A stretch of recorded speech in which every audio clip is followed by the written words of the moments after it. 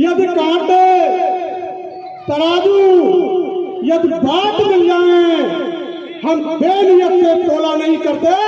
हम परम पूज्य गार्जियन महाराज की औलाद है, बेवजह तोला नहीं करते। बहुजनों की जागृति के अग्रदूत राष्ट्रपिता ज्योतिबा फुले, करोड़ों करोड़ों बहुजनों के मसीहा सिंबल ऑफ नॉलेज परम पूज्य बाबा साहब डॉक्टर B.R. अम्बेडकर, भय भागकर भगवान को ठोकर मार करके विश्व को शांति का संदेश देने वाले महाकारुणिक तथागत बुद्ध,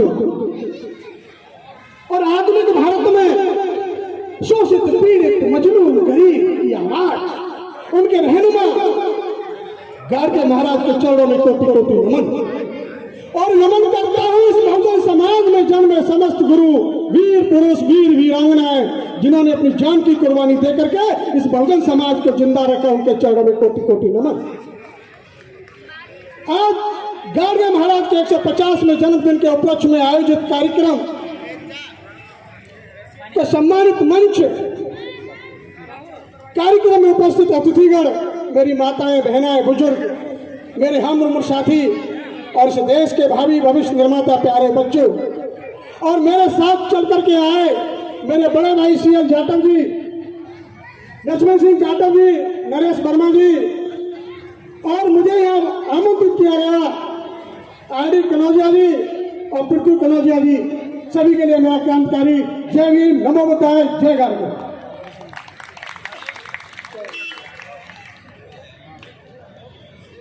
सम्मानित साथियों, जैसा कि हम गार्गियन महाराज का 150वां जन्मदिन मना रहे हैं, मुझसे पूर्व बहुत सारे वक्ता आए, उन्होंने अपनी अपनी बात बड़ी शालीनता के साथ रखी, लेकिन जो बात होनी चाहिए थी वो बात नहीं हुई।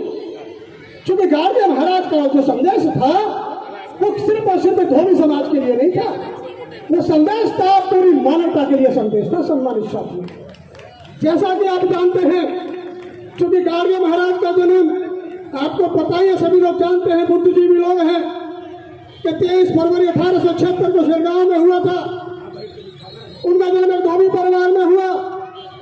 उस समय की जो हालात थी महाराष्ट्र के अंदर, उस समय का जो समाज था, उस समाज के अंदर धोबी समाज शूद्र जाति में आता था। सम्मानित साथी, और ये शूद्र समाज की जो स्थिति है, आप उससे अच्छी तरह से वाकिफ है कि एक व्यवस्था में एक शूद्र का क्या स्थान होता है। सम्मानित साथी, लेकिन हमने देखा कि गार्गियन महाराज का जो बचपन था बड़े दुख और कष्टों में बीता। सम्मानित साथियों, उनके पिताजी थे, इस व्यवस्था के अनुसार उनको दारू और शराब पीने की लत थी। सम्मानित साथियों, उनके पास जो जमीन थी वो जमीन बिक गई, वो जमीन बिक गई।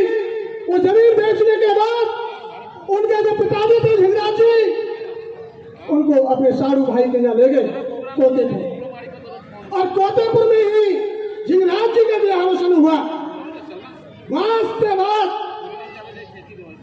6-7 साल की उम्र थी गार्गियन महाराज की, और उनको लेकर के उनकी ननिहाल दापरे ले जाया गया। सम्मानित साथी, और दापरे में उनका माना के नाना के यहाँ पालन पोषण हुआ। और सम्मानित साथियों, उस समय बड़ी व्यवस्था थी, साहूकारी व्यवस्था थी, सामंतवादी व्यवस्था थी। इस देश के अंदर साहूकार और सामंतवादियों ने इस देश के जो मूल निवासी लोग थे उनका शोषण किया रखा था। सम्मानित साथियों, लेकिन देखते हैं कि जब गार्गियन महाराज बड़े होते हैं, जब गार्गियन महाराज आगे बढ़ते हैं, उन्होंने सामंतवादी व्यवस्था के खिलाफ, ये शोषण की व्यवस्था के खिलाफ विद्रोह कर दिया। सम्मानित साथियों, और विद्रोह करने के बाद वो एक राह पर निकल गए, वो एक राह पे निकल गए। उन्होंने जब अपने आप में महसूस किया कि इस व्यवस्था का कारण क्या है, मेरा समाज गुलाम क्यों है, मेरा समाज पीड़ित क्यों है, मेरे समाज पर अत्याचार क्यों होता है, मेरे समाज का शोषण क्यों होता है, तो शोषण से मुक्ति दिलाने के लिए इस देश के अंदर उन्होंने सफाई अभियान चलाया। सम्मान, उन्होंने केवल झाड़ू लगा के गलियां साफ नहीं की, नदियां साफ नहीं की, मोहल्ला साफ नहीं किए, उन्होंने साफ किया इस देश के अंदर जो हजारों सालों से मानसिक गुलामी थी, उस गुलामी से आजाद कराने सफाई का काम किया। सम्मानित साथी, यह था गार्गियन महाराज का संघर्ष। लेकिन हम गार्गियन महाराज को सिर्फ एक दिन जयंती मनाते हैं, क्या एक दिन जयंती मनाने से गार्गियन महाराज का जो सपना था, जो पूरा हो जाएगा?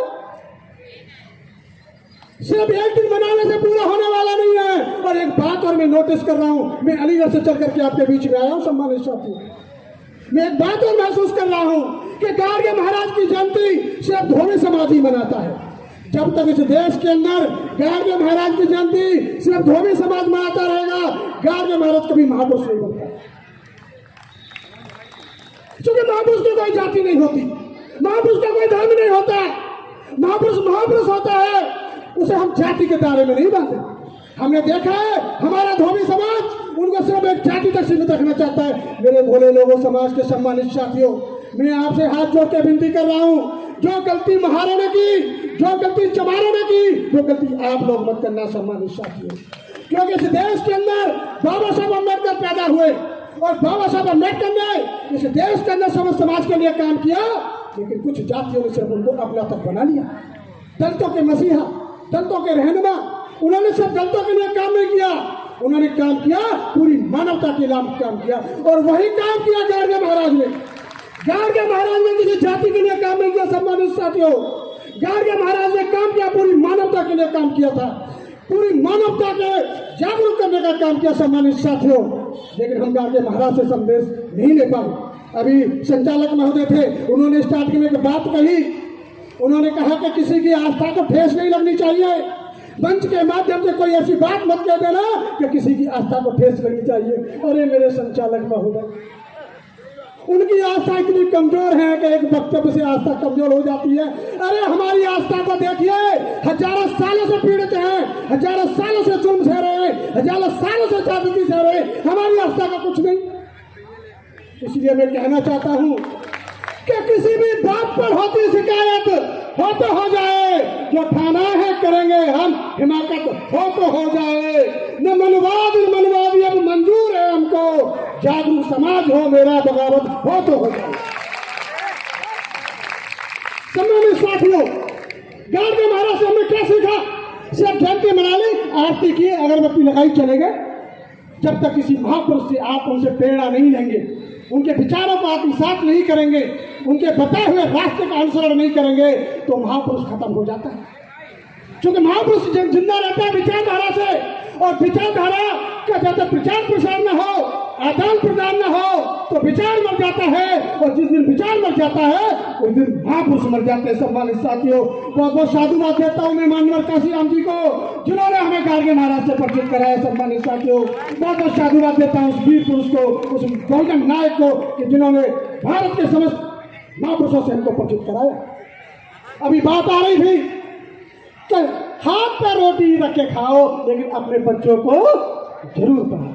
आपको पता है ये बात कहां से आई थी? एक घटना सुनाता हूं मैं गाड़गे महाराज की जीवन की। गाड़गे महाराज एक गांव से जा रहे थे, उस गांव में एक महार का घर था। महार का बेटा मुंबई आया काम करने के लिए, और उस महार के बेटा ने एक चिट्ठी अपने पिताजी को भेजी। जब पिताजी के पास चिट्ठी पहुंची तो उस गांव में एक कुलकर्णी के अलावा कोई दूसरा पढ़ा लिखा नहीं था। जब वो कुलकर्णी के पास पहुंचा कि साहब चिट्ठी पढ़ी है, उन्होंने कहा पढ़ता दूंगा लेकिन मेरी लकड़ी फाड़नी पड़ेगी। उस मजलूम ने, उस कमजोर महार ने उन लकड़ियों को फाड़ा। सम्मानित साथियों, वो परेशान हो गया, लकड़ी फाड़ के बैठ गया। उसने कहा साहब चिट्ठी पढ़ दीजिए। बोला नहीं, और लकड़ी पढ़िए, या फाड़नी पड़ेगी आपको। वहां से गाड़गे महाराज जा रहे थे। जब गाड़गे महाराज जा रहे तो उन्होंने देखा कि क्या हुआ। उन्होंने पूछा क्या हुआ। उन्होंने कहा साहब मेरे बेटे की चिट्ठी आई है, मैं कुलकर्णी जी को बोल रहा हूं, कुलकर्णी जी कह रहे लकड़ी फाड़ दे, लेकिन मेरा वजूद नहीं कह रहा है, मेरे में हिम्मत नहीं है कि मैं ये लकड़ी फाड़ सकूं। देखिए ये है हमारा धोबी समाज, जिसे हम बहुजन नहीं भोजन समाज कहते हैं। जब विचारधारा की बात आ रही है तो लोग यहाँ से निकल के खाने पे, अरे मेरे समाज के लोगों, एक दिन नहीं खाओगे तो मर नहीं जाओगे। सम्मानित साथियों, ये विचार नहीं आएंगे, ये ज्ञान सिंह दोबारा नहीं आएंगे, ये RD Kanaujia, RC CL Jatav और ये पृथ्वी कनौजिया दोबारा आने वाले नहीं है। सम्मानित साथियों, तो जब बात उन्होंने कहा कि लकड़ी में बात, तो गाड़गे महाराज बड़े दीन, बड़े भोले थे, बड़े दयालु थे। मैं तो उन पर तथागत बुद्ध की झलक देखता हूँ, तथागत बुद्ध की। उन्होंने कहा कि लकड़ी मैं फाड़ता हूँ, लकड़ी फाड़ी, लकड़ी फाड़ी। और उन्होंने कहा कि अब पढ़, लेकिन उसने फिर भी नहीं पढ़ी। बोले नहीं पड़ी तो चिट्ठी हमको वापस दी। और वो चिट्ठी लेके वो महार और गांव के दोनों साथ में जा रहे थे, तो वो एक चर्चा कर रहे थे कि तू भी पढ़ा लिखा नहीं है बाबा और मैं भी पढ़ा लिखा नहीं हूँ। अगर हम दोनों में एक पढ़ा लिखा होता तो आज चिट्ठी को जरूर पढ़ लेते। इसलिए उन्होंने कहा था कि इस देश के अंदर, इस समाज के अंदर शिक्षा का बहुत बड़ा महत्व है। इसलिए कहा था कि घर के बर्तन बेच दो, थाली बेच दो, हाथ पर रोटी रख के खाओ, लेकिन अपने बच्चों को जरूर पढ़ाओ, सम्मानित चाहिए। ये बात वहां से निकल करके आती है। लेकिन हमने देखा है कि अब जो गाड़गे महाराज की बहुत सारी कहानियां हैं, मैं यहाँ सुनाऊंगा तो पूरी रात निकाल दूंगा। बहुत सारी घटना है गाड़गे महाराज की, क्योंकि जो हमारा समाज था, धोबी समाज, बहुत बड़े अंधविश्वास पाखंड में व्यक्त था, लिप्त था। ये घटना है उनके जीवन की। उनकी पहली बेटी हुई, क्या नाम था, अलोकाबाई। पहला बच्चा पैदा हुआ अलोकाबाई, तो लोग बारह, या महाराष्ट्र के अंदर एक प्रथा है, जैसे हमारे यूपी में होती है, छठ करते हैं, इधर बारहवां करते हैं। तो ये प्रथा थी कि जब बच्चे का नामकरण होता था तो मुर्ग, बकरा और दारू चलती थी। जब तक बकरा दारू नहीं चलेगी हमारे धोबी समाज में, जब तक उसका नामकरण नहीं माना जाता था। सम्मानित साथियों, मेरे गाड़गे महाराज ने सीधा विरोध किया कि इस देश के, मेरे घर में बकरा नहीं कटेगा, मुर्गा नहीं कटेगा, दारू नहीं चलेगी। और उन्होंने साधारण रूप से उस काम को किया, सम्मानित साथियों, और बिल्कुल सादा तरीका से उन्होंने इस काम को किया। तो क्या हमने उनसे संदेश लिया? क्या गाड़गे महाराज ने कभी धूनी रमाई? क्या गाड़गे महाराज ने कभी तिलक लगाया? क्या गाड़गे महाराज ने कभी माला लगी? क्या गाड़गे महाराज ने कभी मंदिर गए, कहीं माथा टेका? कहीं नहीं किए। और हम लोग एक गलती और करते हैं कि गाड़गे महाराज को संत बोलते हैं। देखो भैया, समझ रहे हो?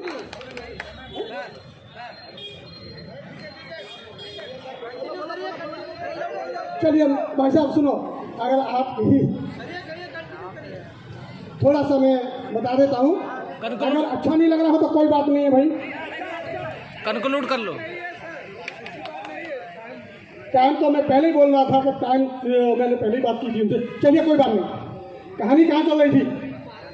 गाड़गे महाराज ने कहीं माथा नहीं टेका, उन्होंने कभी चंदन का तिलक नहीं लगाया, उन्होंने कहीं धूमी नहीं रमाई, उन्होंने कभी पीतांबर नहीं पहना, उन्होंने कोई माला नहीं पहनी। सम्मानित साथियों, मेरा समाज उनको संत कहता है। अरे न वो संत थे, न वो महात्मा थे, न वो साधु थे, वो तो महामानव थे। सम्मानित साथियों, वो महामानव थे।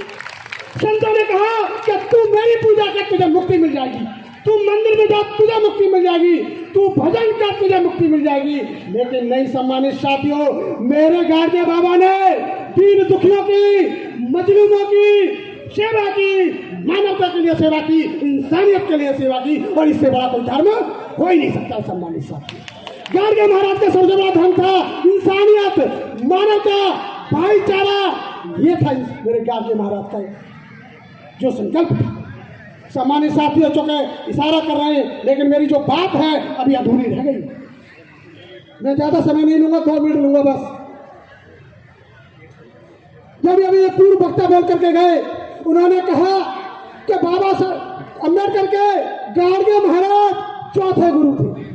पहले गुरु बुद्ध, दूसरा गुरु कबीर, तीसरा गुरु ज्योतिबा फुले और चौथे गुरु गाड़गे महाराज। लेकिन मैं पूछना चाहता हूं धोबी समाज से कि जब बाबा साहब अम्बेडकर ने धोबी समाज के महापुरुष गाड़गे महाराज को अपना चौथा गुरु स्वीकार किया, आपने अम्बेडकर को क्यों नहीं स्वीकार किया?